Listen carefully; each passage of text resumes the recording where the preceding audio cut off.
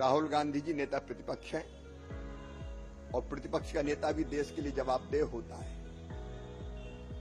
और देश के बाहर जाकर देश की छवि खराब करना ये देशद्रोह जैसा अपराध है। कोई देशभक्त ऐसा नहीं कर सकता।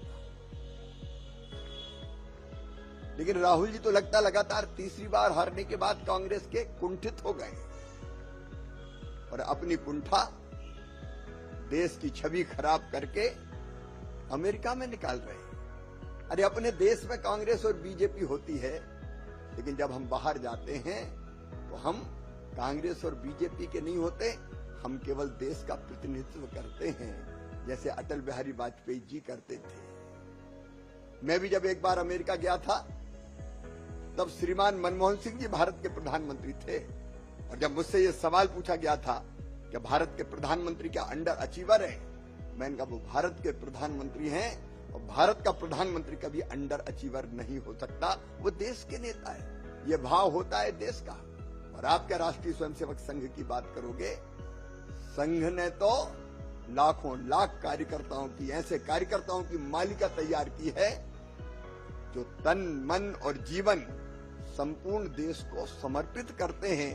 एक एक क्षण केवल देश के लिए जीने वाले संघ के स्वयंसेवक अपने आप को खपाकर वो देश बनाते हैं। एक बात जरूर सही कही राहुल ने कि मोदी जी से कोई नहीं डरता।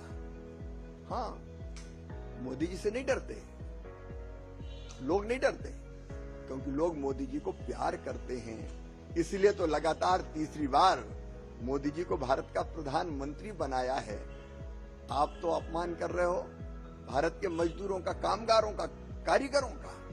आप कहते हर चीज मेड इन चाइना आ रही है। पहले ये होता था, कई चीजें आती थी बाहर से आयात होके, अभी भी जरूरत पड़ती तो आती, लेकिन कई चीजें भारत स्वदेशी बना रहा है। मोदी जी के नेतृत्व में आत्मनिर्भर भारत का निर्माण हो रहा है और ये मोदी जी का ही नेतृत्व है कि भारत आज दुनिया की 5वीं सबसे बड़ी अर्थव्यवस्था है।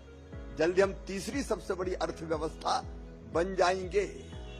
लेकिन राहुल जी, आपने भारत जोड़ो यात्रा की, भारत से जुड़ नहीं सके। भारत की जनता, भारत की संस्कृति, भारत के जीवन मूल्य, भारत की परंपराएं, किसी से तुम जुड़ नहीं पाए।